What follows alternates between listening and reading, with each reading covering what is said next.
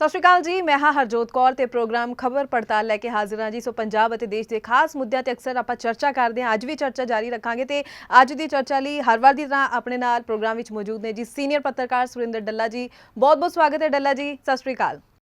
ਸਤਿ ਸ਼੍ਰੀ ਅਕਾਲ ਜੀ। ਸਾਰੇ ਪੰਜਾਬੀਆਂ ਦਾ, ਦੁਨੀਆ ਭਰ ਦੇ ਪੰਜਾਬੀਆਂ ਦਾ ਬਹੁਤ ਧੰਨਵਾਦ ਜੀ। ਸੋ ਪ੍ਰੋਗਰਾਮ ਦੇ ਵਿੱਚ ਜਿਹੜੀ ਅਸੀਂ ਖਬਰਾਂ ਦੀ ਚਰਚਾ ਕਰਨੀ ਹੈ, ਅਗਰ ਖਾਸ ਖਬਰਾਂ ਦੀ ਗੱਲ ਕਰੀਏ ਤਾਂ ਨਵਜੋਤ ਸਿੰਘ ਸਿੱਧੂ ਦੀ ਸਿਹਤ ਦਾ ਅਪਡੇਟ ਵੀ ਜ਼ਰੂਰ ਤੁਹਾਡੇ ਤੱਕ ਪਹੁੰਚਾਵਾਂਗੇ। ਬਹੁਤ ਸਵਾਲ ਆ ਰਹੇ ਸੀ, ਬਹੁਤ ਲੋਕ ਪੁੱਛਣਾ ਚਾਹੁੰਦੇ ਨੇ, ਉਹਨਾਂ ਬਾਰੇ ਵੀ ਗੱਲ ਜ਼ਰੂਰ ਕਰਾਂਗੇ। ਤੇ ਨਾਲ ਦੇ ਨਾਲ ਇੱਕ ਗੱਲ ਹੋਰ ਜ਼ਿਕਰ ਕਰਨੀ ਬਣਦੀ ਹੈ ਕਿ ਕੀ ਮਾਫੀਆ ਰਾਜ ਬਾਰੇ ਜੋ ਨਵਜੋਤ ਸਿੰਘ ਸਿੱਧੂ ਕਹਿੰਦੇ ਆਏ ਸੀ ਕਿ ਪਿਛਲੇ 5 ਸਾਲਾਂ ਤੋਂ ਕਿਸ ਤਰੀਕੇ ਦਾ ਮਾਫੀਆ ਰਾਜ ਚੱਲ ਰਿਹਾ ਪੰਜਾਬ ਵਿੱਚ, ਕੀ ਹੁਣ ਉਹੀ ਤਸਵੀਰਾਂ ਸਾਫ਼ ਹੋ ਰਹੀਆਂ ਨੇ ਪੰਜਾਬ ਦੇ ਵਿੱਚ? ਕਿਉਂਕਿ ਅਸੀਂ ਗੱਲ ਕਰ ਰਹੇ ਹਾਂ ਸਾਧੂ ਸਿੰਘ ਧਰਮਸੋਤ ਦੇ ਮਾਮਲੇ ਨੂੰ ਲੈ ਕੇ, ਪੂਰੀ ਵਿਸਥਾਰ ਵਿੱਚ ਉਹਦੀ ਜਾਣਕਾਰੀ ਤੁਹਾਡੇ ਤੱਕ ਪਹੁੰਚਾਵਾਂਗੇ ਤੇ ਇਸ ਸਭ ਦਾ ਜ਼ਿਮਨੀ ਚੋਣਾਂ ਤੇ ਕੀ ਅਸਰ ਪੈਂਦਾ ਦਿਖ ਰਿਹਾ, ਇਹ ਵੀ ਆਪਾਂ ਚਰਚਾ ਜ਼ਰੂਰ ਕਰਨੀ ਹੈ। ਸੋ ਡੱਲਾ ਜੀ, ਸਭ ਤੋਂ ਪਹਿਲਾਂ ਪ੍ਰੋਗਰਾਮ ਦੇ ਵਿੱਚ ਖਬਰ ਤੇ ਜੋ ਚਰਚਾ ਕਰਨਾ ਚਾਹਾਂਗੇ ਉਹੀ ਹੈ ਕਿ ਜੋ ਪੰਜਾਬ ਦੇ ਸਾਬਕਾ ਕੈਬਨਿਟ ਮੰਤਰੀ ਸਾਧੂ ਸਿੰਘ ਧਰਮਸੋਤ ਨੂੰ ਗ੍ਰਿਫਤਾਰ ਕੀਤਾ ਗਿਆ ਹੈ ਅਦਾਲਤ ਵੱਲੋਂ। 3 ਦਿਨਾਂ ਦੇ ਪੁਲਿਸ ਰਿਮਾਂਡ ਤੇ ਭੇਜਿਆ ਗਿਆ। ਪਹਿਲਾਂ ਤਾਂ ਇਸ ਪੂਰੇ ਮਾਮਲੇ ਬਾਰੇ ਹੀ ਜਾਣਨਾ ਚਾਹਾਂਗੇ, ਪੂਰੀ ਜਾਣਕਾਰੀ ਪਹੁੰਚਾਈਏ ਕਿ ਆਖਿਰ ਪੂਰਾ ਮਾਮਲਾ ਕੀ ਹੈ ਤੇ ਕਿਸ ਤਰੀਕੇ ਨਾਲ ਅੱਗੋਂ ਦੀ ਕਾਰਵਾਈ ਕੀਤੀ ਜਾ ਰਹੀ ਹੈ।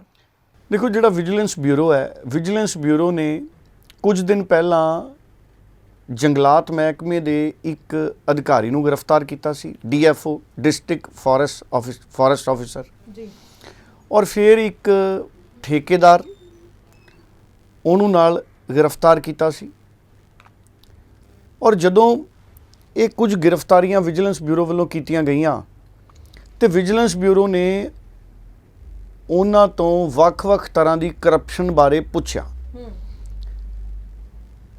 ਵਿਜੀਲੈਂਸ ਬਿਊਰੋ ਪੰਜਾਬ ਦਾ ਉਹ ਅਦਾਰਾ ਹੈ ਜਿਹਨੇ ਬਹੁਤ ਵੱਡੇ ਘੁਟਾਲਿਆਂ ਦੇ ਮਾਮਲੇ 'ਚ ਪਹਿਲਾਂ ਕੇਸ ਦਰਜ ਕੀਤੇ ਨੇ। ਉਹ ਗੱਲ ਵੱਖਰੀ ਹੈ ਕਿ ਉਹ ਸਿਰੇ ਨਹੀਂ ਚੜ੍ਹੇ। ਕੈਪਟਨ ਅਮਰਿੰਦਰ ਸਿੰਘ ਦਾ ਸਿਟੀ ਸੈਂਟਰ ਘੁਟਾਲਾ ਵਿਜੀਲੈਂਸ ਬਿਊਰੋ ਕੋਲੇ ਗਿਆ ਸੀ। ਪ੍ਰਕਾਸ਼ ਸਿੰਘ ਬਾਦਲਾਂ ਦਾ ਆਮਦਨ ਤੋਂ ਵੱਧ ਜਾਇਦਾਦ ਵਾਲਾ ਮਾਮਲਾ ਵਿਜੀਲੈਂਸ ਬਿਊਰੋ ਕੋਲੇ ਗਿਆ ਸੀ। ਬਾਦਲ ਵੀ ਬਰੀ ਹੋ ਗਏ ਸੀ। ਕੈਪਟਨ ਅਮਰਿੰਦਰ ਨੂੰ ਵੀ ਕਲੀਨ ਚਿੱਟ ਖੂਬ ਚਰਚਾ ਦੇ ਵਿੱਚ ਹੈ। ਹੁਣ ਵਿਜੀਲੈਂਸ ਬਿਊਰੋ ਨੇ ਇੱਕ ਮਾਮਲੇ 'ਚ ਤਾਂ ਜ਼ਰੂਰ ਅਸੀਂ ਕਹਿ ਸਕਦੇ ਹਾਂ ਕਿ ਤੇਜ਼ੀ ਦਿਖਾਈ ਹੈ ਸਾਧੂ ਸਿੰਘ ਧਰਮਸੋਤ ਦੇ ਮਾਮਲੇ 'ਚ, ਕਿਉਂਕਿ ਜਿਹੜੇ ਜੰਗਲਾਤ ਅਧਿਕਾਰੀ ਸੀ ਇਹਨਾਂ ਤੋਂ ਜਦੋਂ ਬਿਆਨ ਲਏ ਤੇ ਫਿਰ ਜਦੋਂ ਗੱਲਾਂ ਅੱਗੇ ਤੁਰੀਆਂ ਤਾਂ ਇਸ ਸਿੱਟੇ ਤੇ ਪਹੁੰਚੀ ਵਿਜੀਲੈਂਸ ਬਿਊਰੋ ਕਿ ਕਰਪਸ਼ਨ ਹੋ ਰਹੀ ਸੀ ਜਦੋਂ ਸਾਧੂ ਸਿੰਘ ਧਰਮਸੋਤ ਮੰਤਰੀ ਸੀ ਔਰ ਉਹਨਾਂ ਦੇ ਹੁੰਦੇ ਦਰਖਤਾਂ ਦੀ ਕਟਾਈ ਔਰ ਮਿਸਯੂਜ਼ ਕੀਤਾ ਗਿਆ ਆਪਣੀ ਪਾਵਰ ਦਾ ਮਿਨਿਸਟਰ ਵੱਲੋਂ। ਔਰ ਇੱਥੋਂ ਤੱਕ ਜਿਹੜੇ ਦਾਅਵੇ ਕੀਤੇ ਜਾ ਰਹੇ ਨੇ ਕਿ 500 ਰੁਪਏ ਪ੍ਰਤੀ ਦਰਖਤ ਦੇ ਹਿਸਾਬ ਦੇ ਨਾਲ ਰਿਸ਼ਵਤ ਤੁਰੀ ਸੀ। ਉਹ ਕਿਹਨੇ ਲਈ ਕਿਹਨੇ ਨਹੀਂ ਲਈ, ਇਹ ਇੱਕ ਬਹੁਤ ਲੰਮਾ ਪਾਰਟ ਇਨਵੈਸਟੀਗੇਸ਼ਨ ਦਾ ਰਹੇਗਾ। ਔਰ ਕਈ ਵਾਰੀ ਜਦੋਂ ਇਲਜ਼ਾਮ ਆਉਂਦੇ ਨੇ ਉਦੋਂ ਇਹ ਰਿਸ਼ਵਤ ਦੀ ਰਾਸ਼ੀ ਬਹੁਤ ਵੱਡੀ ਲੱਗਦੀ ਹੈ, ਕਰੋੜਾਂ 'ਚ ਲੱਗਦੀ ਹੈ, ਪਰ ਅਸਲ ਇਹਦੇ ਵਿੱਚ ਕੀ ਨਿਕਲੂਗਾ, ਕਿੰਨੀ ਕਰਪਸ਼ਨ ਦਾ ਆਦਾਨ ਪ੍ਰਦਾਨ ਹੋਇਆ, ਦਰਖਤਾਂ ਨੂੰ ਕਿਵੇਂ ਗਲਤ ਤਰੀਕੇ ਨਾਲ ਵੇਚਿਆ ਗਿਆ, ਕੀ ਟੈਂਡਰ ਕਿਸੇ ਨੂੰ ਗਲਤ ਤਰੀਕੇ ਨਾਲ ਦਿੱਤੇ ਗਏ, ਇਹ ਇੱਕ ਲੰਮਾ ਮੈਟਰ ਆਫ ਇਨਵੈਸਟੀਗੇਸ਼ਨ ਆਉਣਾ ਹੈ। ਅਦਾਲਤਾਂ ਦੇ ਵਿੱਚ ਇਹ ਮਾਮਲਾ ਜਾਣਾ ਹੈ। ਪਰ ਇੱਕ ਗੱਲ ਸਾਫ਼ ਹੈ ਕਿ ਸਾਧੂ ਸਿੰਘ ਧਰਮਸੋਤ ਹੋਣਾ ਤੇ ਪਹਿਲਾਂ ਵੀ ਬਹੁਤ ਇਲਜ਼ਾਮ ਇਸ ਤਰ੍ਹਾਂ ਦੇ ਲੱਗੇ ਕਿ ਉਹਨਾਂ ਦੇ ਮਹਿਕਮੇ ਦੇ ਵਿੱਚ ਸਭ ਕੁਝ ਚੰਗਾ ਨਹੀਂ ਹੈ ਜੀ। ਉਹ ਸਾਨੂੰ ਸਾਰਿਆਂ ਨੂੰ ਪਤਾ ਹੈ ਕਿ ਸਕਾਲਰਸ਼ਿਪ ਦਾ ਜਿਹੜਾ ਮਾਮਲਾ ਸੀ ਉਹਦੇ 'ਚ ਉਹਨਾਂ 'ਤੇ ਇਨਕੁਆਇਰੀ ਵੀ ਹੋਈ ਮਹਿਕਮੇ ਦੀ ਔਰ ਕਲੀਨ ਚਿੱਟ ਕੈਪਟਨ ਅਮਰਿੰਦਰ ਵੱਲੋਂ ਦਿੱਤੀ ਗਈ ਸੀ। ਔਰ ਸਮਾਜਿਕ ਸੁਰੱਖਿਆ ਦਾ ਮਹਿਕਮਾ ਵੀ ਉਹਨਾਂ ਕੋਲੇ ਸੀ, ਸਮਾਜਿਕ ਨਿਆਂ ਤੇ ਸਮਾਜਿਕ ਸੁਰੱਖਿਆ, ਔਰ ਜੰਗਲਾਤ ਦਾ ਮਹਿਕਮਾ ਵੀ। ਔਰ ਜੰਗਲਾਤ ਦੇ ਮਹਿਕਮੇ ਦੇ ਵਿੱਚ ਹੀ ਉਹਨਾਂ 'ਤੇ ਹੁਣ ਇਲਜ਼ਾਮ ਲੱਗਿਆ ਕਿ ਵੱਡੀ ਕਰਪਸ਼ਨ ਉਹਨਾਂ ਨੇ ਕੀਤੀ ਹੈ, ਕਰੋੜਾਂ ਰੁਪਏ ਦੀ ਕਰਪਸ਼ਨ ਕੀਤੀ ਹੈ। ਇਹ ਇੱਕ ਵੱਡੇ ਇਲਜ਼ਾਮ ਆਏ ਨੇ। ਇਸੇ ਕਰਕੇ ਤੜਕਸਾਰ ਹੀ ਉਹਨਾਂ ਨੂੰ ਗ੍ਰਿਫਤਾਰ ਕਰ ਲਿਆ ਗਿਆ ਪਰਸੋਂ ਸਵੇਰੇ ਜੀ ਤੜਕਸਾਰ। ਔਰ ਕੱਲ੍ਹ ਉਹਨਾਂ ਨੂੰ ਅਦਾਲਤ 'ਚ ਪੇਸ਼ ਕੀਤਾ ਗਿਆ, ਵਿਜੀਲੈਂਸ ਬਿਊਰੋ ਦੀ ਕੋਰਟ 'ਚ ਪੇਸ਼ ਕੀਤਾ ਗਿਆ, ਜਿੱਥੇ 3 ਦਿਨਾਂ ਦੇ ਪੁਲਿਸ ਰਿਮਾਂਡ 'ਤੇ ਸਾਧੂ ਸਿੰਘ ਧਰਮਸੋਤ ਨੂੰ ਲੈ ਕੇ ਆਇਆ ਗਿਆ। ਔਰ ਹੁਣ ਅਗਲੇ 3 ਦਿਨ ਸਾਧੂ ਸਿੰਘ ਧਰਮਸੋਤ ਔਰ ਸਾਧੂ ਸਿੰਘ ਧਰਮਸੋਤ ਦੇ ਨਾਲ ਜੁੜੇ 1-2 ਵਿਅਕਤੀ ਨੇ ਜਿਹੜੇ, ਉਹਨਾਂ ਦੀ ਵੀ ਹਿਰਾਸਤੀ ਪੁੱਛਗਿੱਛ ਇਸ ਵਕਤ ਕੀਤੀ ਜਾ ਰਹੀ ਹੈ ਵਿਜੀਲੈਂਸ ਬਿਊਰੋ ਵੱਲੋਂ। ਔਰ ਵਰਿੰਦਰ ਕੁਮਾਰ ਜਿਹੜੇ ਕਿ ਵਿਜੀਲੈਂਸ ਬਿਊਰੋ ਦੇ ਵੱਡੇ ਅਧਿਕਾਰੀ ਨੇ, ਉਹਨਾਂ ਨੇ ਵੀ ਬੜੀ ਵਿਸਥਾਰ ਦੇ ਵਿੱਚ ਇਸ ਪੂਰੇ ਮਾਮਲੇ ਦੇ ਵਿੱਚ ਇਹ ਦਾਅਵਾ ਕੀਤਾ ਕਿ ਸ਼ੁਰੂਆਤੀ ਜਾਂਚ ਦੇ ਵਿੱਚ ਸਾਧੂ ਸਿੰਘ ਧਰਮਸੋਤ ਦੇ ਉੱਪਰ ਕਰਪਸ਼ਨ ਦੇ ਐਲੀਗੇਸ਼ਨ ਆਏ ਨੇ ਡੀਐਫਓ ਔਰ ਜਿਹੜੇ ਦੂਸਰੇ ਲੋਕ ਪੁੱਛਗਿੱਛ 'ਚ ਨੇ। ਇੱਕ ਕਹਿੰਦੇ ਕਾਪੀ ਮਿਲੀ ਹੈ, ਉਸ ਕਾਪੀ ਦੇ ਵਿੱਚ ਵੀ ਕਾਫੀ ਸਬੂਤ ਅਜਿਹੇ ਮਿਲੇ ਨੇ ਜਿਹਦੇ ਤੋਂ ਇਹ ਸਾਬਤ ਕੀਤਾ ਜਾ ਸਕਦਾ ਹੈ ਕਿ ਇਸ ਮਾਮਲੇ ਦੇ ਵਿੱਚ ਧਾਂਦਲੀ ਹੋਈ ਹੈ।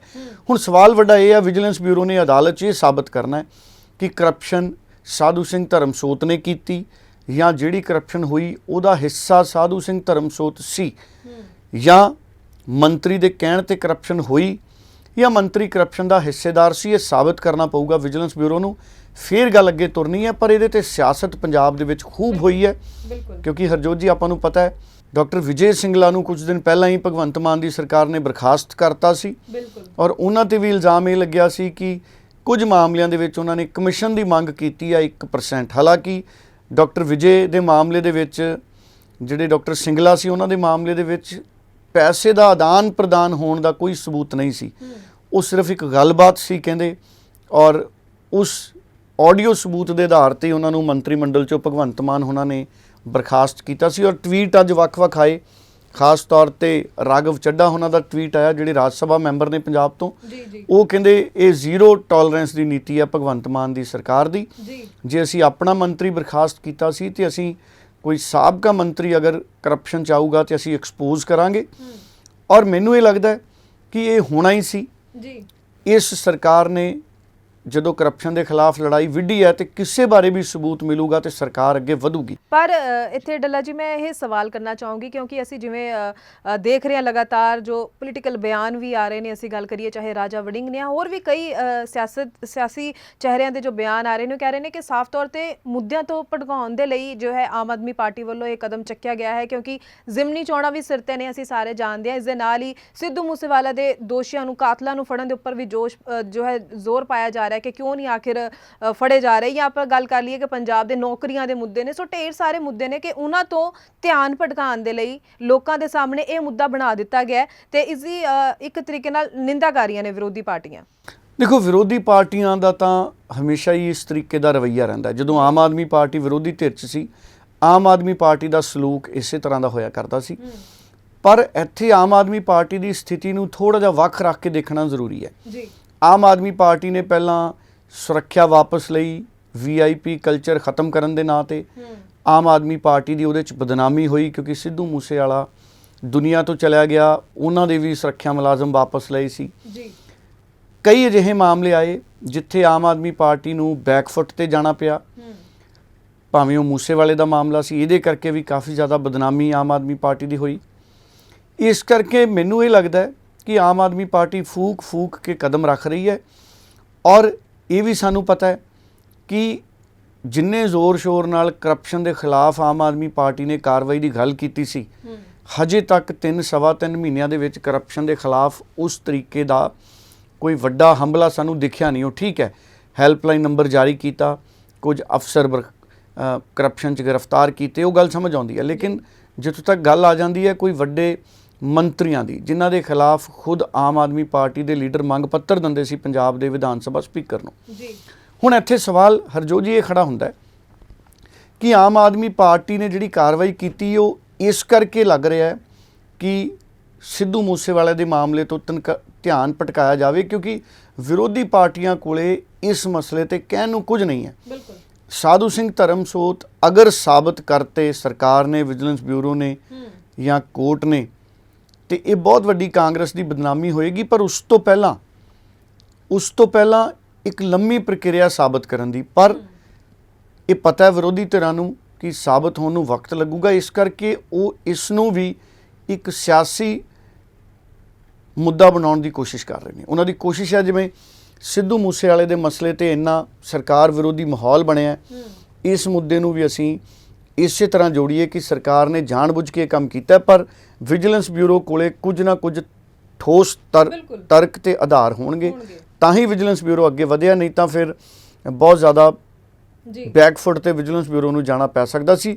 ਔਰ ਮੈਨੂੰ ਇਹ ਲੱਗਦਾ ਹੈ ਰਾਜਾ ਵੜਿੰਗ ਦਾ ਬਿਆਨ ਆਇਆ, ਪ੍ਰਗਟ ਸਿੰਘ ਦਾ ਬਿਆਨ ਆਇਆ, ਕਿਉਂਕਿ ਜ਼ਿਮਨੀ ਚੋਣਾਂ ਨੇ, ਸੋ ਸਰਕਾਰ ਨੂੰ ਡਰ ਹੈ, ਮਾਫ ਕਰਨਾ ਵਿਰੋਧੀ ਧਿਰਾਂ ਨੂੰ ਡਰ ਹੈ ਵੀ ਕਿਤੇ ਸਾਡੀ ਜ਼ਿਮਨੀ ਚੋਣ ਤੇ ਇਹਦਾ ਬੁਰਾ ਅਸਰ ਨਾ ਪੈ ਜਾਏ ਕਾਂਗਰਸ ਦੀ। ਔਰ ਤੁਸੀਂ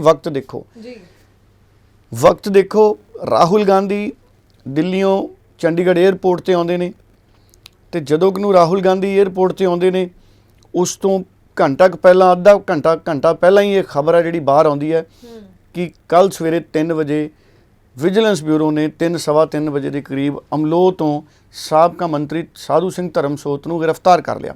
ਸੋ ਰਾਹੁਲ ਗਾਂਧੀ ਜਿਹੜੇ ਆਏ ਵੀ ਨੇ ਔਰ ਰਾਜਾ ਵੜਿੰਗ ਪ੍ਰਤਾਪ ਬਾਜਵਾ ਸਾਰਿਆਂ ਨੇ ਉਹਨਾਂ ਨੂੰ ਵੈਲਕਮ ਕੀਤਾ ਹਵਾਈ ਅੱਡੇ ਤੇ ਜਾ ਕੇ, ਤੇ ਫਿਰ ਸੜਕ ਮਾਰਗ ਦੇ ਜ਼ਰੀਏ ਇਹ ਸਾਰੇ ਲੋਕ ਨੇ ਜਿਹੜੇ ਇਹ ਵਾਪਸ ਗਏ ਨੇ ਬਠਿੰਡਾ, ਜਿੱਥੇ ਬਾਅਦ ਦੇ ਵਿੱਚ ਸਿੱਧੂ ਮੂਸੇਵਾਲੇ ਉਹਨਾਂ ਦੇ ਘਰ ਜਾਣਾ ਸੀ।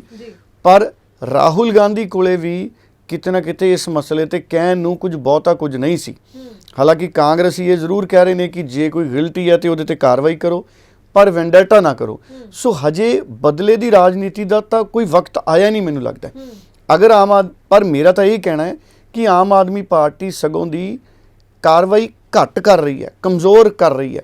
ਆਮ ਆਦਮੀ ਪਾਰਟੀ ਕੋਲੇ ਤਾਂ ਕਿੰਨੇ ਮੈਮੋਰੈਂਡਮ ਦਿੱਤੇ ਨੇ, ਬਿਜਲੀ ਦੇ ਸਮਝੌਤੇ ਨਹੀਂ ਰੱਦ ਕੀਤੇ, ਨਾ ਬਿਜਲੀ ਕੰਪਨੀਆਂ ਤੇ ਕੋਈ ਕਾਰਵਾਈ ਹੋਈ, ਨਾ ਬਿਜਲੀ ਸਮਝੌਤੇ ਕਰਨ ਵਾਲੇ ਅਫਸਰਾਂ ਤੇ ਕੋਈ ਕਾਰਵਾਈ ਹੋਈ।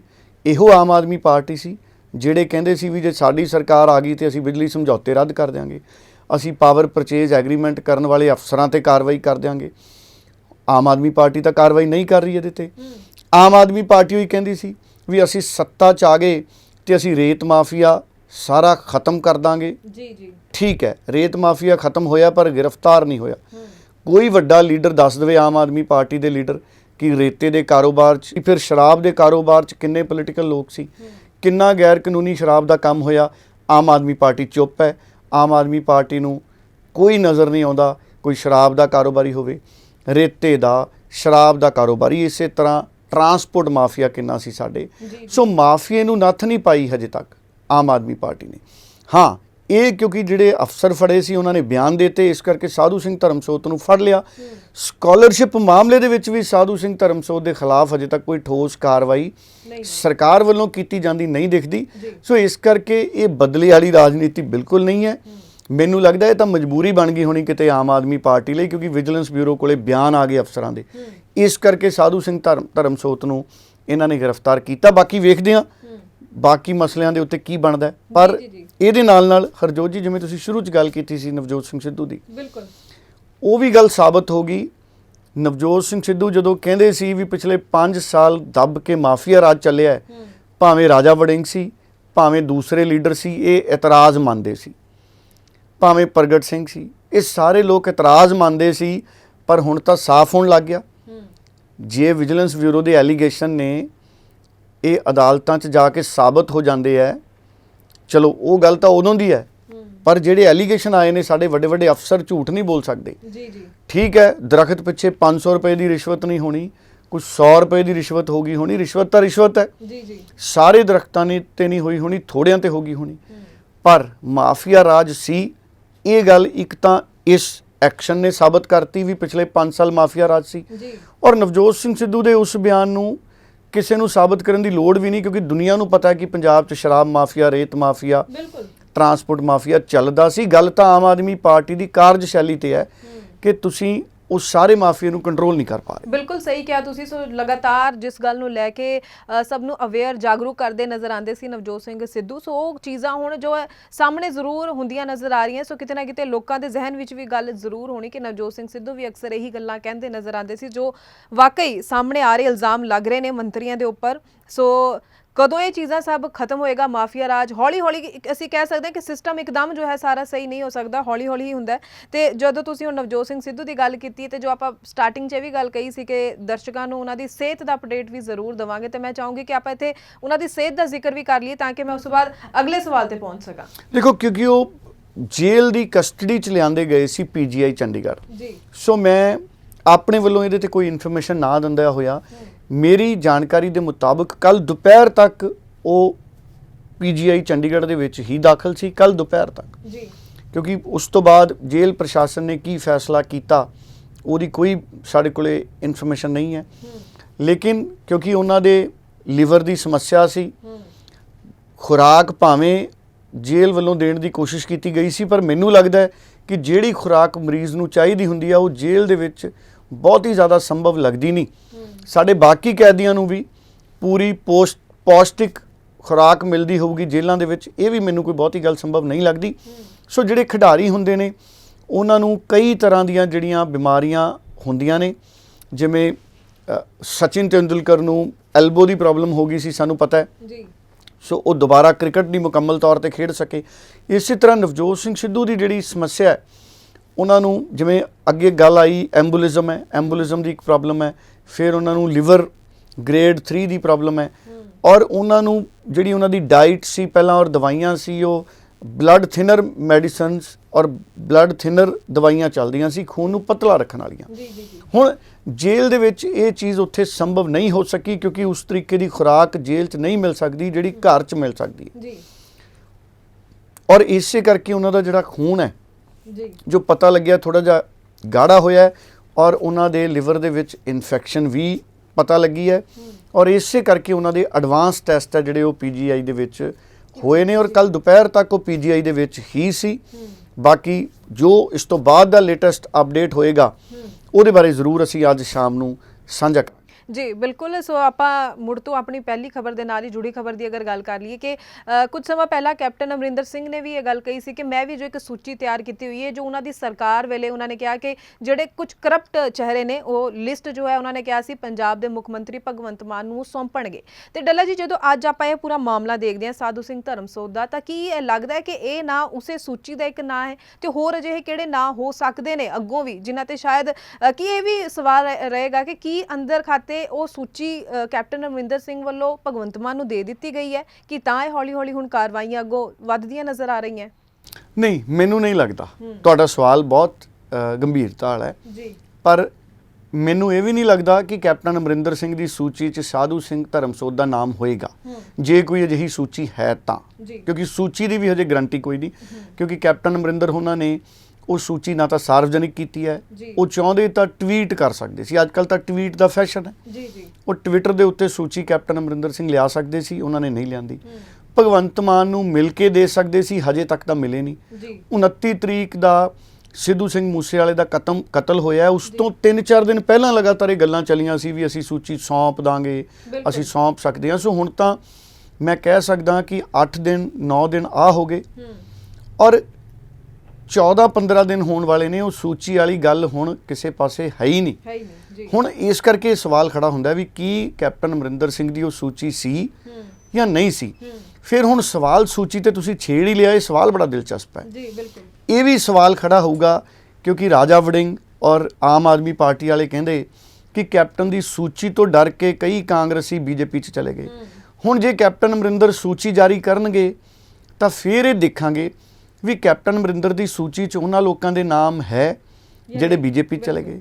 ਜਿਵੇਂ ਤੁਸੀਂ ਸਾਧੂ ਸਿੰਘ ਧਰਮਸੋਤ ਦਾ ਕਿਹਾ ਕਿ ਸਾਧੂ ਸਿੰਘ ਧਰਮਸੋਤ ਦਾ ਨਾਮ ਹੋਏਗਾ, ਮੈਨੂੰ ਲੱਗਦਾ ਇਹਨਾਂ 'ਚੋਂ ਕਿਸੇ ਦਾ ਵੀ ਨਾਂ ਨਹੀਂ ਹੋਏਗਾ, ਤੇ ਫਿਰ ਸੂਚੀ 'ਚ ਨਾਮ ਕਿਹਦਾ ਹੋਏਗਾ?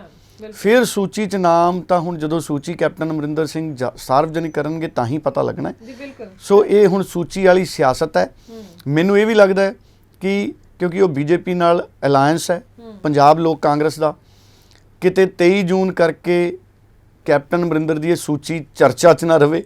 ਇਹ ਵੀ ਹੋ ਸਕਦਾ ਕਿ 23 ਦੀਆਂ ਚੋਣਾਂ ਨੇ ਉਹ ਤੋਂ 1-2 ਦਿਨ ਪਹਿਲਾਂ ਉਹ ਕੁਝ ਨਾਮ ਦੇ ਦੇਣ ਸੂਚੀ ਦੇ, ਤੇ ਅੱਜ ਕੱਲ੍ਹ ਇਸੇ ਤਰ੍ਹਾਂ ਦੀ ਸਿਆਸਤ ਦਾ ਜ਼ਮਾਨਾ ਹੈ। ਬਿਲਕੁਲ। ਸੋ ਬਾਕੀ ਵੇਖਦੇ ਹਾਂ ਕੀ ਬਣਦਾ ਜੀ, ਸੂਚੀ ਕੋਈ ਹੈ ਜਾਂ ਸੂਚੀ ਨਹੀਂ ਹੈ। ਜੇ ਸੂਚੀ ਨਾ ਹੋਈ ਉਹਦੇ ਨਾਲ ਕੈਪਟਨ ਅਮਰਿੰਦਰ ਦੀ ਭਰੋਸੇਯੋਗਤਾ ਦੇ ਉੱਤੇ ਬਹੁਤ ਵੱਡਾ ਪ੍ਰਸ਼ਨ ਚਿੰਨ੍ਹ ਖੜਾ ਹੋਏਗਾ। ਬਿਲਕੁਲ ਸਹੀ ਕਿਹਾ। ਸੋ ਫਿਲਹਾਲ ਤਾਂ ਇੱਕ ਪਹੇਲੀ ਜ਼ਰੂਰ ਬਣੀ ਹੋਈ ਹੈ ਕੈਪਟਨ ਅਮਰਿੰਦਰ ਸਿੰਘ ਦੀ ਇਹ ਸੂਚੀ। ਸੋ ਇਹ ਸੂਚੀ ਕਦੋਂ ਰਿਵੀਲ ਹੋਏਗੀ, ਸਭ ਦੇ ਸਾਹਮਣੇ ਕਦ ਆਏਗੀ, ਸਭ ਨੂੰ ਇੰਤਜ਼ਾਰ ਤਾਂ ਖੈਰ ਉਸੇ ਦਾ ਹੀ ਹੈ। ਤੇ ਡੱਲਾ ਜੀ, ਅਗਰ ਅੱਗੋਂ ਗੱਲ ਕਰੀਏ, ਸੋ ਪੰਜਾਬ ਦੇ ਵਿੱਚ VIP culture, VIP security culture ਨੂੰ ਲੈ ਕੇ ਆਮ ਆਦਮੀ ਪਾਰਟੀ ਵੱਲੋਂ ਬਹੁਤ ਪਹਿਲਾਂ ਵੱਡੀਆਂ ਗੱਲਾਂ ਕੀਤੀਆਂ ਗਈਆਂ ਕਿ ਅਸੀਂ VIP ਸੁਰੱਖਿਆ ਕਲਚਰ ਜੋ ਹੈ ਖਤਮ ਕਰ ਦਿੱਤਾ। ਉਸ ਦਾ ਖਾਮਿਆਜ਼ਾ ਇੱਕ ਦੇਖਣ ਨੂੰ ਮਿਲਿਆ। ਸਿੱਧੂ ਮੂਸੇਵਾਲਾ ਇਸ ਦੁਨੀਆ ਵਿੱਚ ਨਹੀਂ ਰਹੇ। ਉਸ ਤੋਂ ਬਾਅਦ ਇਹ ਗੱਲ ਕਹੀ ਗਈ ਕਿ ਘੱਲੂਘਾਰੇ ਕਰਕੇ ਸਾਕਾ ਨੀਲਾ ਤਾਰਾ ਦੀ ਬਰਸੀ ਮੌਕੇ ਕਰਕੇ ਸਿਕਿਉਰਿਟੀ ਜੋ ਹੈ ਵਾਪਸ ਲੈ ਗਈ ਸੀ, ਤੇ ਹੁਣ 7 ਤਰੀਕ ਤੋਂ ਜੋ ਹੈ ਬਹਾਲ ਕਰ ਦਿੱਤੀ ਗਈ ਹੈ। ਜਿਨ੍ਹਾਂ ਤੋਂ ਸਿਕਿਉਰਿਟੀ ਵਾਪਸ ਲਈ ਗਈ ਸੀ ਉਹਨਾਂ ਨੂੰ ਵਾਪਸ ਦੇ ਦਿੱਤੀ ਗਈ ਹੈ। ਕਿਵੇਂ ਦੇਖੋਗੇ ਇਸ ਨੂੰ ਕਿ ਵਾਕਈ ਉਹਨਾਂ ਨੇ ਘੱਲੂਘਾਰੇ ਕਰਕੇ ਹੀ ਵਾਪਸ ਲਈ ਹੋਈ ਸੀ ਸਿਕਿਉਰਿਟੀ, ਜਾਂ ਫਿਰ ਹੁਣ ਲੋਕਾਂ ਦਾ ਦਬਾਅ ਪੈਣ ਕਰਕੇ ਹਰ ਪਾਸੋਂ ਵਿਰੋਧਤਾ ਹੁੰਦੀ ਵੇਖ ਕੇ ਹੀ ਇਹ ਸਿਕਿਉਰਿਟੀ ਵਾਪਸ ਕੀਤੀ ਗਈ ਹੈ? ਦੇਖੋ, ਮੈਨੂੰ ਇਹ ਲੱਗਦਾ ਹੈ ਕਿ ਜਦੋਂ ਉਹਨਾਂ ਨੇ ਸਿਕਿਉਰਿਟੀ ਵਾਪਸ ਲਈ ਸੀ ਤਾਂ ਉਹਨਾਂ ਨੇ ਇਹ ਪ੍ਰਚਾਰਿਆ ਸੀ ਕਿ ਅਸੀਂ VVIP ਕਲਚਰ ਖਤਮ ਕਰ ਰਹੇ ਹਾਂ। ਤੇ ਜਦੋਂ ਹੁਣ ਸਿਕਿਉਰਿਟੀ ਉਹਨਾਂ ਨੇ ਬਹੁਤਿਆਂ ਦੀ ਬਹਾਲ ਕਰਤੀ ਕਿ ਇਹ ਮੰਨਿਆ ਜਾਵੇ ਕਿ VVIP ਕਲਚਰ ਬਹਾਲ ਕਰਤਾ, ਅਸਲ 'ਚ ਸਿਕਿਉਰਿਟੀ ਨੂੰ VVIP ਕਲਚਰ ਦੇ ਨਾਲ ਜੋੜਨਾ ਗਲਤ ਹੈ। ਸੁਰੱਖਿਆ ਹੈ ਔਰ ਉਹਨੂੰ ਜਦੋਂ ਵਾਪਸ ਲਿਆ ਤੇ ਅਸੀਂ ਇਹ ਕਹਿ ਦਈਏ ਕਿ ਇਹ VVIP ਕਲਚਰ ਸੀ, ਅਸੀਂ ਵਾਪਸ ਲੈ ਲਈ, ਉਹ ਵੀ ਗਲਤ ਹੈ। ਸਿਕਿਉਰਿਟੀ ਵਾਪਸ ਲੈਣ ਦੇ ਕਾਰਨ ਹੋਰ ਨੇ, ਸਿਕਿਉਰਿਟੀ ਦੇਣ ਦੇ ਕਾਰਨ ਹੋਰ ਹੁੰਦੇ ਨੇ। ਹੁਣ ਸਿਕਿਉਰਿਟੀ ਵਾਪਸ ਦਿੱਤੀ ਗਈ ਹੈ, ਅਸੀਂ ਨਾਮ ਨਹੀਂ ਲਵਾਂਗੇ ਕਿ ਕਿੰਨਾ ਨੂੰ ਵਾਪਸ ਦਿੱਤੀ ਗਈ ਹੈ, ਪਰ ਇਹ ਕਿਉਂਕਿ ਸਿਕਿਉਰਿਟੀ ਦਾ ਸੈਂਸਿਟਿਵ ਇਸ਼ੂ ਸੀ, ਇਸ ਕਰਕੇ ਸਾਰਿਆਂ ਨੂੰ ਹੀ ਸੁਰੱਖਿਆ ਮਿਲ ਗਈ ਵਾਪਸ, ਅਸੀਂ ਇਹ ਕਹਿ ਸਕਦੇ ਹਾਂ, ਕਿਉਂਕਿ ਉਹਦੇ ਨਾਲ ਕੋਈ ਵੀ ਇਨਸਿਕਿਉਰ ਨਹੀਂ ਹੋਏਗਾ ਜਦੋਂ ਗੱਲ ਚਲੀ ਗਈ ਕਿ ਸਾਰਿਆਂ ਨੂੰ ਸੁਰੱਖਿਆ ਮਿਲ ਗਈ। ਹੁਣ ਸਵਾਲ ਇਹ ਹੈ ਕਿ ਸਿਕਿਉਰਿਟੀ ਤਾਂ ਵਾਪਸ ਕਰਨੀ ਪਈ ਸਰਕਾਰ ਨੂੰ, ਅਦਾਲਤ 'ਚ ਤਾਂ ਕਹਿਣਾ ਪਿਆ ਕਿ ਇਹ 6 ਜੂਨ ਤੱਕ ਹੀ ਸੀ, ਘੱਲੂਘਾਰਾ ਦਿਵਸ ਕਰਕੇ ਸੀ, ਅਸੀਂ ਵਾਪਸ ਭੇਜਾਂਗੇ, ਕਿਉਂਕਿ ਸਿੱਧੂ ਮੂਸੇਵਾਲੇ ਦਾ ਜਿਹੜਾ ਕਤਲ ਹੈ ਉਹਦੇ ਪਿੱਛੇ ਸਿਕਿਉਰਿਟੀ ਦਾ ਘਟਨਾ ਮੁੱਖ ਵਜ੍ਹਾ ਹੈ। ਹੁਣ ਦੇਖੋ, ਕਾਂਗਰਸ ਵਾਲੇ ਕਹਿੰਦੇ ਸਾਡੇ ਰਾਜ 'ਚ 10 ਗਨਮੈਨ ਸਿੱਧੂ ਮੂਸੇਵਾਲੇ ਦੇ ਨਾਲ ਸੀ, ਤੇ ਜੇ ਪਿਛਲੀ ਵਾਰ ਦੀ ਗੱਲ ਕਰ ਲਈਏ, ਆਮ ਆਦਮੀ ਪਾਰਟੀ ਨੇ ਪਿਛਲੀ ਵਾਰੀ 2 ਵਾਪਸ ਲਏ ਸੀ ਤੇ ਸਿੱਧੂ ਮੂਸੇਵਾਲੇ ਕੋਲੇ 2 ਹੀ ਰਹਿ ਗਏ ਸੀ। ਇਹਦਾ ਮਤਲਬ ਹੈ ਆਮ ਆਦਮੀ ਪਾਰਟੀ ਦੀ ਸਰਕਾਰ ਨੇ ਕਾਫੀ ਸੁਰੱਖਿਆ ਸਿੱਧੂ ਮੂਸੇਵਾਲੇ ਦੀ ਵੀ ਘਟਾਈ। ਜੇ ਸੱਚਮੁੱਚ ਕਾਂਗਰਸ ਦੇ ਵੇਲੇ 10 ਗਨਮੈਨ ਸੀ, ਅਗਰ ਘੱਟ ਸੀ ਫਿਰ ਉਹਨਾਂ ਤੇ ਕੋਈ ਇਲਜ਼ਾਮ ਨਹੀਂ ਹੈ। ਸੋ ਇਸ ਕਰਕੇ ਸਿੱਧੂ ਮੂਸੇਵਾਲੇ ਦਾ ਕਤਲ ਹੋਣਾ ਬਿਨਾਂ ਘੱਟ ਸਿਕਿਉਰਿਟੀ ਕਰਕੇ ਉਹ ਇੱਕ ਮੁੱਦਾ ਬਣਿਆ। ਬਹੁਤ ਸਾਰੇ ਲੋਕ ਜਿਨ੍ਹਾਂ ਨੂੰ ਹੋਰਾਂ ਨੂੰ ਵੀ ਖਤਰਾ ਸੀ ਉਹ ਵੀ ਅਦਾਲਤਾਂ 'ਚ ਗਏ। ਹਾਲਾਂਕਿ ਸਿੱਧੂ ਮੂਸੇਵਾਲੇ ਦੇ ਕਤਲ ਤੋਂ ਪਹਿਲਾਂ ਹੀ ਬਹੁਤ ਸਾਰੇ ਲੀਡਰ ਪੰਜਾਬ ਤੇ ਹਰਿਆਣਾ ਹਾਈ ਕੋਰਟ 'ਚ ਜਾ ਚੁੱਕੇ ਸੀ ਕਿ ਸਾਡੀ ਜਾਨ ਨੂੰ ਖਤਰਾ ਹੈ, ਅਸੀਂ ਅੱਤਵਾਦ ਦੇ ਖਿਲਾਫ ਲੜੇ ਹਾਂ, ਸਾਨੂੰ ਕਈ ਤਰ੍ਹਾਂ ਦੀਆਂ ਥ੍ਰੈਟਸ ਰਹੀਆਂ ਨੇ, ਇਸ ਕਰਕੇ ਸਾਡੀ ਸਿਕਿਉਰਿਟੀ ਬਹਾਲ ਕੀਤੀ ਜਾਵੇ। ਔਰ ਕਈਆਂ ਨੂੰ ਸਿਕਿਉਰਿਟੀ ਬਹਾਲ ਕਰਨ ਦੇ ਹੁਕਮ ਅਦਾਲਤਾਂ ਨੇ ਦਿੱਤੇ ਵੀ ਸੀ। ਔਰ ਬਦਨਾਮੀ ਤੋਂ ਬਚਣ ਲਈ ਸਰਕਾਰ ਨੇ ਇੱਕ ਵਾਰ ਸਾਰਿਆਂ ਦੀ ਸਿਕਿਉਰਿਟੀ, ਲਗਭਗ ਸਾਰਿਆਂ ਦੀ ਸਿਕਿਉਰਿਟੀ ਵਾਪਸ ਕਰਨ ਦਾ ਫੈਸਲਾ ਕਰ ਲਿਆ ਜੀ। ਪਰ ਇਹ ਗੱਲ ਦੇਖੋ, ਬਾਰ-ਬਾਰ ਇਹ ਜ਼ਰੂਰ ਆਉਂਦੀ ਹੈ ਕਿ ਸਰਕਾਰ ਕੋਈ ਫੈਸਲਾ ਲਵੇ, ਉਹ ਬਹੁਤ ਵੱਡੀ ਗੱਲ ਹੁੰਦੀ ਹੈ, ਪਰ ਫੈਸਲੇ ਲੈ ਕੇ ਵਾਪਸ ਲੈਣਾ, ਸੋ ਇੱਕ ਸਥਿਰਤਾ ਨਜ਼ਰ ਨਹੀਂ ਆਉਂਦੀ ਫੈਸਲਿਆਂ ਦੇ ਵਿੱਚ ਕਿ ਕਿਸ ਤਰੀਕੇ ਨਾਲ ਫੈਸਲੇ ਲਏ ਜਾ ਰਹੇ ਨੇ। ਸੋ ਅਸੀਂ ਕੀ ਇਸ ਨੂੰ ਐਵੇਂ ਵੀ ਦੇਖ ਸਕਦੇ ਹਾਂ ਕਿ ਸ਼ਾਇਦ ਜ਼ਿਮਨੀ ਚੋਣਾਂ ਨੇ ਤੇ ਕਿਤੇ ਨੈਗੇਟਿਵ ਇਫੈਕਟ ਜ਼ਿਆਦਾ ਨਾ ਹੋ ਜਾਵੇ, ਤਾਂ ਵੀ ਇਹ ਚੀਜ਼ਾਂ ਕੀਤੀਆਂ ਜਾ ਰਹੀਆਂ ਜੋ ਸਭ ਦਾ ਕਹਿਣਾ ਹੈ ਕਿ ਜੋ ਸਾਡੇ ਤੱਕ ਕਮੈਂਟ ਜ਼ਰੀਏ ਵੀ ਵਿਚਾਰ ਆਉਂਦੇ ਨੇ ਜਾਂ ਅਸੀਂ ਕੋਈ ਵਿਰੋਧੀ ਪਾਰਟੀਆਂ ਦੇ ਬਿਆਨ ਵੀ ਸੁਣਦੇ ਹਾਂ ਤਾਂ ਉਹਨਾਂ ਚੀਜ਼ਾਂ ਤੋਂ ਇਹੀ ਚੀਜ਼ਾਂ ਝਲਕਦੀਆਂ। ਪਰ ਜੋ ਵੱਡਾ ਖਾਮਿਆਜ਼ਾ ਇੱਕ ਅਸੀਂ ਦੇਖਿਆ ਸਿਕਿਉਰਿਟੀ ਵਾਪਸ ਲੈਣ ਦਾ, ਜੋ ਇੱਕ ਮੁੱਦਾ ਵੀ ਬਣਿਆ, ਸਿੱਧੂ ਮੂਸੇਵਾਲਾ ਦਾ ਕਤਲकांड ਜੋ ਬੜੀ ਬੇਰਹਿਮੀ ਦੇ ਨਾਲ ਤਾਬੜਤੋੜ ਗੋਲੀਆਂ ਮਾਰ ਕੇ ਸਿੱਧੂ ਮੂਸੇਵਾਲਾ ਦਾ ਕਤਲ ਕਰ ਦਿੱਤਾ ਗਿਆ। ਖੈਰ, ਅੱਜ 8 ਤਰੀਕ ਨੂੰ ਜੋ ਹੈ ਸਿੱਧੂ ਮੂਸੇਵਾਲਾ ਦੀ ਅੰਤਿਮ ਅਰਦਾਸ ਹੈ, ਭੋਗ ਹੈ, ਤੇ ਸਿੱਧੂ ਮੂਸੇਵਾਲਾ ਦੇ ਪਿਤਾ ਜੀ ਵੱਲੋਂ ਵੀ ਨੌਜਵਾਨਾਂ ਨੂੰ ਇੱਕ ਸੁਨੇਹਾ ਦਿੱਤਾ ਗਿਆ ਸੀ ਕਿ ਜਿੰਨੇ ਵੀ ਨੌਜਵਾਨ ਇੱਥੇ ਪਹੁੰਚਣ, ਦਸਤਾਰਾਂ ਸਜਾ ਕੇ ਪਹੁੰਚਣ, ਕਿਉਂਕਿ ਸਿੱਧੂ ਮੂਸੇਵਾਲਾ ਖੁਦ ਵੀ ਦਸਤਾਰ ਸਜਾਉਂਦੇ ਸੀ। ਉਹਨਾਂ ਨੇ ਹਮੇਸ਼ਾ ਹਰੇਕ ਥਾਂ ਤੇ ਜਾ ਕੇ ਦਸਤਾਰ ਨੂੰ ਪ੍ਰਮੋਟ ਵੀ ਕੀਤਾ ਸੀ। ਬਿਲਕੁਲ ਜੀ। ਸੋ ਮੈਨੂੰ ਉਮੀਦ ਹੈ ਕਿ ਅੱਜ ਸਾਰੇ ਜਿਹੜੇ ਲੋਕ ਨੇ ਉਹ ਦਸਤਾਰ ਸਜਾ ਕੇ ਉੱਥੇ ਜਾਣਗੇ, ਔਰ ਇਹਦੇ 'ਚ ਕੋਈ ਦੋ ਰਾਏ ਨਹੀਂ ਹੈ ਕਿ ਸਿੱਧੂ ਮੂਸੇਵਾਲੇ ਨੇ ਦਸਤਾਰ ਨੂੰ ਕਾਫੀ ਜ਼ਿਆਦਾ ਜਿਹੜਾ ਹੈਗਾ ਤਰਜੀਹ ਦਿੱਤੀ ਆਪਣੀ ਜ਼ਿੰਦਗੀ 'ਚ, ਧਾਰਮਿਕ ਤੌਰ ਤੇ ਵੀ, ਔਰ ਉਹਨਾਂ ਨੇ ਪ੍ਰੇਰਿਤ ਵੀ ਕੀਤਾ ਨੌਜਵਾਨਾਂ ਨੂੰ। ਔਰ ਨੌਜਵਾਨ ਲਗਾਤਾਰ ਸਿੱਧੂ ਮੂਸੇਵਾਲੇ ਵਰਗੇ ਕਲਾਕਾਰਾਂ ਤੋਂ ਪ੍ਰੇਰਿਤ ਹੋ ਕੇ ਦਸਤਾਰ ਸਜਾਉਣ ਵੀ ਲੱਗੇ ਨੇ ਅੱਜ ਕੱਲ੍ਹ ਸਾਡੇ ਬਹੁਤ ਵੱਡੀ ਗਿਣਤੀ ਦੇ ਵਿੱਚ। ਔਰ ਉੱਥੇ ਅੱਜ ਦਸਤਾਰਾਂ ਦਾ ਲੰਗਰ ਵੀ ਲਗਾਇਆ ਜਾਣਾ ਹੈ ਹਰਜੋਤ ਜੀ, ਕਈ ਜਥੇਬੰਦੀਆਂ ਵੱਲੋਂ। ਪਹਿਲਾਂ ਇੱਕ ਜਥੇਬੰਦੀ ਵੱਲੋਂ ਇਹ ਗੱਲ ਆਈ ਸੀ, ਹੁਣ ਉੱਥੇ ਅਸੀਂ ਇਹ ਮੰਨਦੇ ਹਾਂ ਕਿ ਜਿਹੜੇ ਨੌਜਵਾਨ ਨੇ ਉੱਥੇ ਜਾ ਕੇ ਵੀ ਦਸਤਾਰ ਬੰਨ੍ਹਣੀ ਵੀ ਸਿੱਖ ਸਕਣਗੇ ਤੇ ਉੱਥੇ ਦਸਤਾਰ ਸਜਾਉਣਗੇ ਵੀ। ਔਰ ਕਾਫੀ ਵੱਡਾ ਪੰਡਾਲ ਉੱਥੇ ਬਣਾਇਆ ਗਿਆ। ਸੁਰੱਖਿਆ ਦੇ ਵੀ ਬਹੁਤ ਵੱਡੇ ਇੰਤਜ਼ਾਮ ਨੇ ਜਿਹੜੇ ਹਰਜੋਤ ਜੀ ਉੱਥੇ ਸਥਾਨਕ ਪ੍ਰਸ਼ਾਸਨ ਵੱਲੋਂ ਕੀਤੇ ਗਏ ਨੇ, ਕਿਉਂਕਿ ਬਹੁਤ ਵੱਡਾ ਰਸ਼ ਪੈਣ ਦੀ ਸੰਭਾਵਨਾ ਹੈ। ਹਾਲਾਂਕਿ ਲਗਾਤਾਰ ਹੀ ਜਿਸ ਦਿਨ ਦੇ ਸਿੱਧੂ ਮੂਸੇਵਾਲੇ ਦੁਨੀਆ ਤੋਂ ਗਏ ਨੇ, ਲਗਾਤਾਰ ਹੀ ਪੋਲੀਟੀਕਲ ਲੋਕਾਂ ਦਾ, ਸਮਾਜਿਕ ਲੋਕਾਂ ਦਾ, ਗਾਇਕਾਂ ਦਾ ਔਰ ਸਮਾਜ ਦੇ ਹਰ ਖਿੱਤੇ ਨਾਲ ਜੁੜੇ ਲੋਕਾਂ ਦਾ ਉਹਨਾਂ ਦੇ ਘਰ ਜਾ ਕੇ ਦੁੱਖ ਵੰਡਾਉਣ ਦਾ ਸਿਲਸਿਲਾ ਜਾਰੀ ਹੈ। ਔਰ ਕੱਲ੍ਹ ਭੋਗ ਦੇ ਮੌਕੇ ਵੀ ਦੁਨੀਆ ਭਰ ਤੋਂ ਲੋਕ ਟੈਲੀਵਿਜ਼ਨਾਂ ਦੇ ਜ਼ਰੀਏ, ਸੋਸ਼ਲ ਮੀਡੀਆ ਦੇ ਜ਼ਰੀਏ ਜਾਂ ਨਿੱਜੀ ਤੌਰ ਤੇ ਹਾਜ਼ਰ ਰਹਿ ਕੇ ਸਿੱਧੂ ਮੂਸੇਵਾਲੇ ਨੂੰ ਜ਼ਰੂਰ ਇਸ ਮੌਕੇ ਉਹਨਾਂ ਨੂੰ ਆਪਣੀ ਸ਼ਰਧਾਂਜਲੀ ਦੇਣਗੇ। ਬਿਲਕੁਲ ਸਹੀ ਕਿਹਾ ਤੁਸੀਂ। ਸੋ ਸਮਾਂ ਭਾਵੇਂ ਸਾਡੇ ਕੋਲ ਜ਼ਿਆਦਾ ਨਹੀਂ ਹੈ, ਪਰ ਥੋੜੀ ਜੀ ਖਬਰ ਤੇ ਚਰਚਾ ਕਰਨੀ ਮੈਂ ਚਾਹੂੰਗੀ ਜ਼ਰੂਰ। ਬਜਟ ਸੈਸ਼ਨ ਨੂੰ ਲੈ ਕੇ ਜੋ 24 ਤੋਂ 30 ਜੂਨ ਤੱਕ ਹੈ, ਕੀ ਲੱਗਦਾ ਹੈ ਕਿ ਆਮ ਲੋਕਾਂ ਦੇ ਹਿੱਤ ਵਿੱਚ ਨਜ਼ਰ ਆਏਗਾ? ਕਿਉਂਕਿ ਹਮੇਸ਼ਾ ਕਿਹਾ ਜਾਂਦਾ ਹੈ ਆਮ ਆਦਮੀ ਪਾਰਟੀ ਵੱਲੋਂ ਕਿ ਉਹ ਕੋਈ ਵੀ ਫੈਸਲਾ ਕਰਦੇ ਨੇ ਆਮ ਲੋਕਾਂ ਦੇ ਵਿਚਾਰਾਂ ਨੂੰ ਸਮਝਦੇ ਹੋਏ, ਦੇਖਦੇ ਹੋਏ ਹੀ ਲੈਂਦੇ ਨੇ। ਸੋ ਬਜਟ ਇੱਕ ਬਹੁਤ ਵੱਡੇ ਮਾਇਨੇ ਰੱਖਦਾ ਹੈ, ਕਿਵੇਂ ਦੇਖਦੇ ਹੋ? ਨਹੀਂ, ਨਿਸ਼ਚਿਤ ਤੌਰ ਦੇ ਉੱਤੇ ਦੇਖੋ, ਬਜਟ ਭਗਵੰਤ ਮਾਨ ਉਹਨਾਂ ਦੀ ਕੱਲ੍ਹ ਮੈਂ ਮੀਟਿੰਗ ਤੋਂ ਬਾਅਦ ਬਿਆਨ ਸੁਣ ਰਿਹਾ ਸੀ ਮੰਤਰੀ ਮੰਡਲ ਦੀ ਮੀਟਿੰਗ ਤੋਂ ਬਾਅਦ। ਉਹ ਕਹਿੰਦੇ ਇਹ ਲੋਕਾਂ ਦਾ ਬਜਟ ਹੈ, 24 ਜੂਨ ਤੋਂ ਬਜਟ ਸੈਸ਼ਨ ਸ਼ੁਰੂ ਹੋਣਾ ਹੈ ਜੀ ਔਰ 30 ਜੂਨ ਤੱਕ ਚੱਲਣਾ ਹੈ, 6-7 ਦਿਨ ਦਾ ਹੈ। ਜੀ ਜੀ ਔਰ ਲੋਕਾਂ ਦਾ ਬਜਟ ਹੈ, ਕਹਿੰਦੇ ਲੋਕਾਂ ਨੇ ਸੁਝਾਅ ਦਿੱਤੇ, ਉਸ ਤੋਂ ਬਾਅਦ ਬਣਿਆ। ਮੈਂ ਉਮੀਦ ਇਹ ਕਰਦਾ ਕਿ 200 ਰੁਪਇਆ ਟੈਕਸ ਨੌਕਰੀ ਪੇਸ਼ਾ ਲੋਕਾਂ ਤੇ ਮਨਪ੍ਰੀਤ ਬਾਦਲ ਨੇ ਲਾਇਆ ਸੀ, ਕੀ ਆਮ ਆਦਮੀ ਪਾਰਟੀ ਉਹ 200 ਰੁਪਏ ਦਾ ਟੈਕਸ ਰੋਲ ਬੈਕ ਕਰੇਗੀ? ਉਹ ਬਹੁਤ ਸਾਰੀਆਂ ਸੰਸਥਾਵਾਂ ਦੀ ਮੰਗ ਹੈ, ਜੀ ਬਹੁਤ ਸਾਰੇ ਉਦਯੋਗਿਕ ਘਰਾਣਿਆਂ ਦੀ ਮੰਗ ਹੈ, ਕਿਉਂਕਿ ਮੁਲਾਜ਼ਮਾਂ ਦੇ ਸਿਰ ਦੇ ਉੱਤੇ ਇਹ ਟੈਕਸ ਪੈਂਦਾ ਹੈ ਬਿਲਕੁਲ ਔਰ ਮੁਲਾਜ਼ਮਾਂ ਦੇ ਜਿਹੜੇ ਸਰਕਾਰੀ ਮੁਲਾਜ਼ਮ ਨੇ ਉਹਨਾਂ ਦੇ 200 ਰੁਪਏ ਤਨਖਾਹ ਚੋਂ ਹੀ ਕੱਟੇ ਜਾਂਦੇ ਨੇ ਇਨਫੈਕਟ। ਸੋ ਉਹਨਾਂ ਦੀ ਵੀ ਮੰਗ ਹੈ ਕਿ ਮਨਪ੍ਰੀਤ ਬਾਦਲ ਦਾ ਇਹ 200 ਰੁਪਏ ਵਾਲਾ ਟੈਕਸ ਵਾਪਸ ਲਿਆ ਜਾਵੇ। ਸੋ ਹੁਣ ਉਮੀਦ ਕਰਦੇ ਹਾਂ ਕਿ ਜਿਹੜਾ ਭਗਵੰਤ ਮਾਨ ਉਹਨਾਂ ਦੀ ਸਰਕਾਰ ਦਾ ਪਹਿਲਾ ਬਜਟ ਹੈ ਇਹ ਲੋਕ ਪੱਖੀ ਹੋਏਗਾ। ਬਿਲਕੁਲ ਸ਼ਰਾਬ ਦੀ ਨੀਤੀ ਕੀ ਆਉਂਦੀ ਹੈ ਇਹ ਬਹੁਤ ਜ਼ਰੂਰੀ ਹੈ। ਪੰਜਾਬ ਦਾ ਖਜ਼ਾਨਾ ਤਾਂ ਹੀ ਭਰਨਾ ਹੈ ਬਿਲਕੁਲ ਜੇ ਸ਼ਰਾਬ ਇਹਦੇ ਵਿੱਚ ਚੰਗੀ ਨੀਤੀ ਲੈ ਕੇ ਆਉਂਦੇ ਨੇ ਸ਼ਰਾਬ ਦੀ। ਦੂਸਰਾ, ਭਗਵੰਤ ਮਾਨ ਨੇ ਕਿਹਾ ਸੀ ਕਿ ਆਉਂਦੇ ਸੈਸ਼ਨ 'ਚ ਅਸੀਂ 35-36 ਹਜ਼ਾਰ ਮੁਲਾਜ਼ਮਾਂ ਨੂੰ ਕਾਨੂੰਨ ਬਣਾ ਕੇ ਪੱਕੇ ਕਰ ਦਾਂਗੇ। ਕੀ ਇਸ ਬਜਟ ਸੈਸ਼ਨ ਦੇ ਵਿੱਚ ਸਾਡੇ ਕੱਚੇ ਮੁਲਾਜ਼ਮ ਪੱਕੇ ਕਰ ਦਿੱਤੇ ਜਾਣਗੇ? ਇਹ ਬਹੁਤ ਵੱਡੀ ਗੱਲ ਹੈ।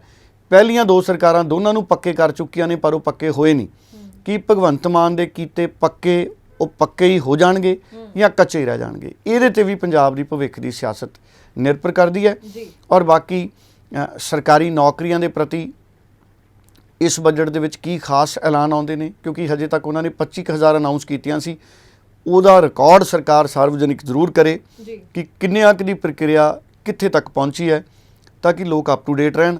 ਬਾਕੀ ਉਮੀਦ ਕਰਦੇ ਹਾਂ ਭਗਵੰਤ ਮਾਨ ਦਾ ਪਹਿਲਾ ਬਜਟ ਹੈ, ਲੋਕ ਪੱਖੀ ਬਜਟ ਹੋਏਗਾ। ਰੇਤੇ ਦੀ ਪਾਲਿਸੀ ਔਰ ਸ਼ਰਾਬ ਦੀ ਪਾਲਿਸੀ ਦਾ ਖਾਸ ਤੌਰ ਤੇ ਇੰਤਜ਼ਾਰ ਰਹੇਗਾ। ਬਿਲਕੁਲ ਸਹੀ ਕਿਹਾ ਜੀ। ਭਗਵੰਤ ਮਾਨ ਸਰਕਾਰ ਦਾ ਪਹਿਲਾ ਬਜਟ ਹੈ, ਹਰ ਆਮ ਤੇ ਖਾਸ ਨੂੰ ਜੋ ਹੈ ਇੰਤਜ਼ਾਰ ਜ਼ਰੂਰ ਰਹੇਗਾ ਕਿ ਇਹਦੇ ਵਿੱਚ ਖਾਸ ਰਹਿਣ ਵਾਲਾ। ਸੋ ਆਪਣੇ ਦਰਸ਼ਕਾਂ ਦਾ ਜ਼ਰੂਰ ਧੰਨਵਾਦ ਕਰਦੇ ਹਾਂ ਜੋ ਹਮੇਸ਼ਾ ਸਾਡੇ ਇਸ ਪ੍ਰੋਗਰਾਮ ਦੇ ਨਾਲ ਜੁੜਦੇ ਨੇ, ਆਪਣੇ ਸੁਝਾਅ ਕਮੈਂਟਸ ਦੇ ਜ਼ਰੀਏ ਸਾਡੇ ਤੱਕ ਪਹੁੰਚਾਉਂਦੇ ਨੇ। ਸੋ ਡੱਲਾ ਜੀ ਤੁਹਾਡਾ ਵੀ ਬਹੁਤ-ਬਹੁਤ ਧੰਨਵਾਦ ਇਹਨਾਂ ਸਾਰੀਆਂ ਖਬਰਾਂ ਦੇ ਉੱਪਰ ਵਿਸਥਾਰ ਵਿੱਚ ਚਰਚਾ ਕਰਨ ਦੇ ਲਈ। ਤੇ ਇਸ ਦੇ ਨਾਲ ਹੀ ਹੁਣ ਮੈਨੂੰ ਯਾਨੀ ਕਿ ਹਰਜੋਤ ਕੌਰ ਨੂੰ ਵੀ ਦਿਓ ਇਜਾਜ਼ਤ। ਧੰਨਵਾਦ। ਬਹੁਤ ਧੰਨਵਾਦ।